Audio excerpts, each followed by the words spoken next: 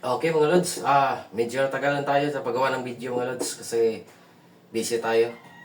Kasi photographer ako at saka ah, itong paggagawa natin ng videos tungkol sa solar, s- side sideline lang to mga lods.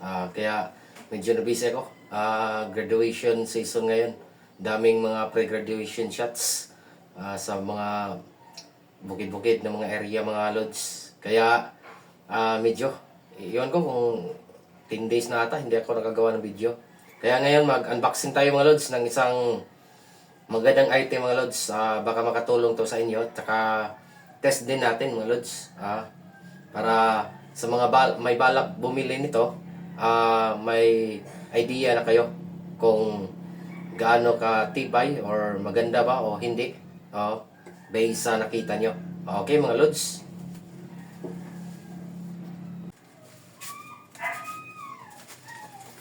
Item pala natin mga lods, isang baterya, 120 Ah na battery mga lods.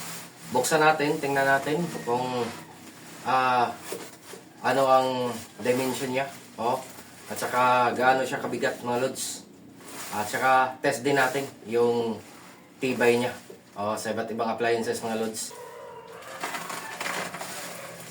Nasa 8,000 pala to with both share mga lods. Naka-less ako dito kasi may 1,300 ata ang na-less ko dito sa voucher mga lods. Nasa 9,000 to mga lods yung ganitong baterya. 120 Ah. Maganda yung 120 kasi para ring 100 yung baterya mo, yung capacity. Kasi yung inverter natin kumakain din yun. Kaya ginawa ko 120 para yung 20 para sa inverter. I mean, yung inverter kumakain din yun ng baterya. Ginawa ko 120 para yung 20 para sa inverter yun. Tsaka yung 100 para sa load natin. Para sabihin na natin wala nang bawas yung 100 natin. Kasi may nag-allocate na tayo ng ng power para sa inverter natin. Medyo malaki rin siya mga lods. Bigat rin. Mabigat rin yung baterya.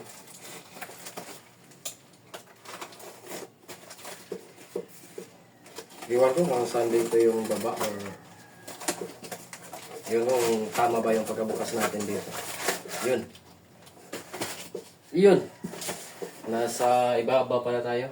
Ilalim yung natin. Pero maganda. Para pag baliktad natin, nasa agay.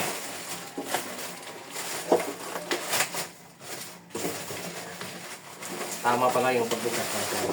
Yung bottom part yung nabuksan natin. Para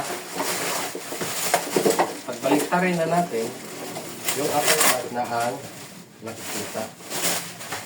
Okay. Bigat. Wait, mga loads. Ops! Op! Ganon. Yun. Ito yung sa ilalim. So, pag ganyan, taas na yung makikita. Yun, mga loads. Okay.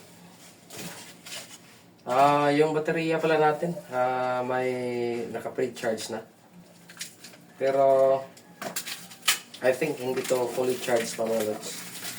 Ang kagandahan dito sa 120 kaya ito yung napili ko. Kasi, maliban sa may case na siya, square yung siya, parang cube. Cube. Cube type siya mga loads. Ang kagandahan pag cube type, balance kahit isa lang yung isa lang yung hawakan. Kasi balance unlike sa mga rectangular na mga box type, kailangan dalawa. Kasi hindi balance Ito, maganda. Medyo mabigat lang. Yun. At saka, ito mga loads. Ang kagandahan nito. Tingnan natin yung yung dimension niya. Kasi parang square to. Yun. 23 centimeters dito. Dito, 23 centimeters pa rin. Dito, 21. Okay. Almost perfect cube nga, mga lods. Oh. Ang maganda dito, mga lods, ito pakita ko sa inyo. Yun. Yun, mga lods. Ito ang kagandahan. May, ano na siya, display na. Kung ilang voltahe. Yun. Yun ang maganda nito. Tapos, pag binuksan natin to, yan. Oh, may nakatago pala ditong USB, mga lods. Type-C at saka USB. Yun, mga lods. Pwede kang mag-charge dito. Oh, pwede itong dalhin sa mga camping. Oh, kasi may naka-ano na. Matic na mga may USB charger. Oh, may display indicator na siya, mga lods. At saka, maganda yung terminal niya. Oh, safe na safe sa mga bata. Oh. Tsaka, naka-screwdriver yan, mga lods. Yan, oh. Metal, mga lods. Ganda. Ganda ng paggawa. 120 AH. Yan. From Green Energy. Green Energy, sana naman. Qualfall, Green Energy. 12.8. 120 EH. No. Yan, oh. Yan.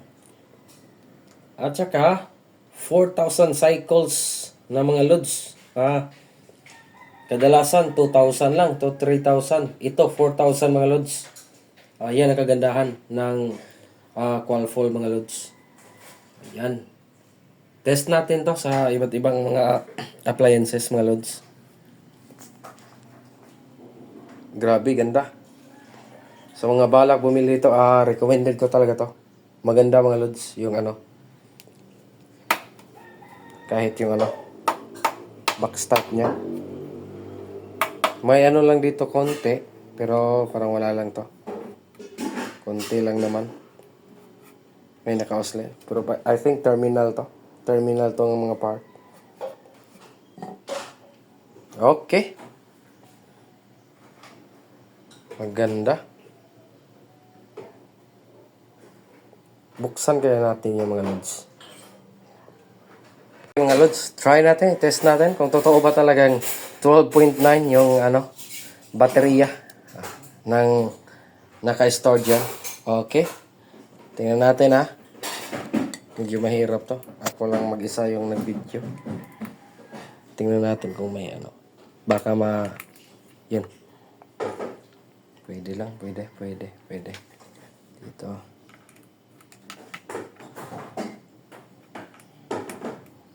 Yun. Okay. 13.14. So, it means fully charged, almost fully charged to, mga loads. Dito naka-display is 12.9. Oh, pero regulated na yan. Dito 13.4. Oh, I think regulated na to, na voltahe dito. Dito yung ano, totoo sa terminal. Okay. Yan, oh. Yun, mga loads. Ang kagandahan dito sa terminal nito, mga loads, ito yung gusto kong mga terminal kasi pwede yung tumaikot kung saan yung pabor ng wire mo. Yun, oh. Diyan, pwede dito, pwede dyan. Excuse. Yan. Pwede maikot, mga loads. Yun, oh. No. Yun din kagandahan yan. Sa ilalim pala nito, mga loads, may BMS na. Oh. Pwede rin natin yan tingnan mamaya, mga loads, kung may BMS talaga. Pero sure na sure to. Sa brand na to, Green Energy, meron yan.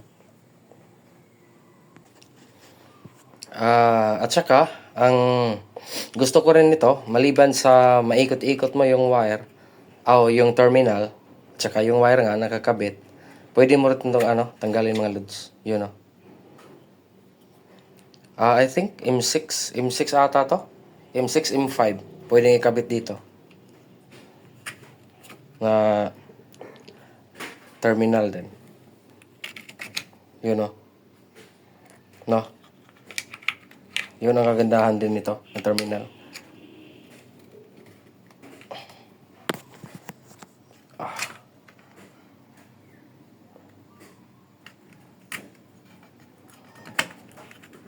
Yun. Okay mga lods. Subukan natin. Subukan natin buksan natin yung 120H. Yun. Try natin Kuha muna tayo na lagyan. Kaya, 1, 2, uy. Screw ba?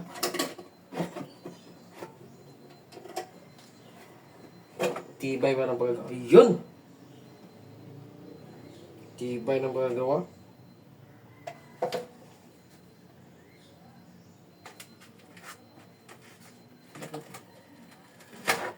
Ayun. Tingnan natin Tingnan natin mga lods. Okay, hawakan ko na lang yung camera mga lods. Okay, yun. Tingnan natin.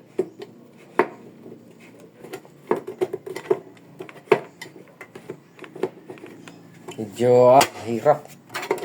Ito. Yun. Yun. Ito. Ito yung display niya. Yun.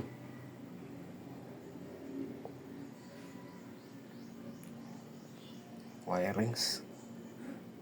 Wala palang. Akala ko may ano dyan. Siguro pag-fabricate lang yan. Kaya nagkaganon. Pero okay lang naman pala yun. Oo. Hey! Dahil solsa! Okay. Dahil solsa, sir! Buwang. Yun. Ito pala yung BMS. Dali, sod! Dapat ko igihimo ka lang ito video. Okay. Stete mga bisita ta mga lods. Pato sila. Kaya tayo, ilagay yung central board. Oo, okay. Kasi mag-print ko. Di ay. Baka lang. Ano kaya nga, pag masok ko na, magtawag ko sa bongbong ba? Oo.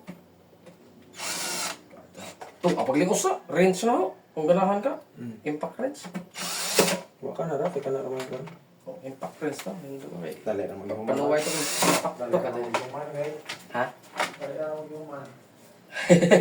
Mga bata ka bon! Kira to?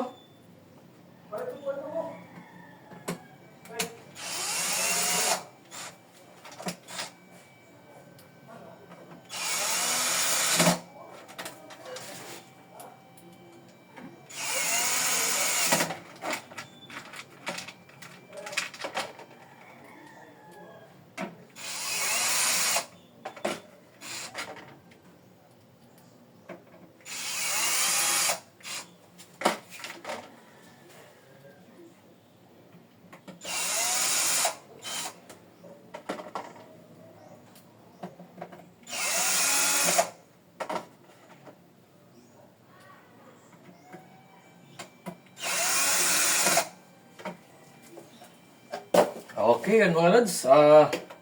Yun lang. Maganda pala yung yung loob dito. Goods na goods mga lods. Sana nakakatulong tong video na to sa inyo mga lods. Tsaka next video natin, try natin. Test natin yung baterya sa iba't ibang appliances. Huwag kalimutang mag-subscribe mga lods. At tsaka paki-share naman ng video natin.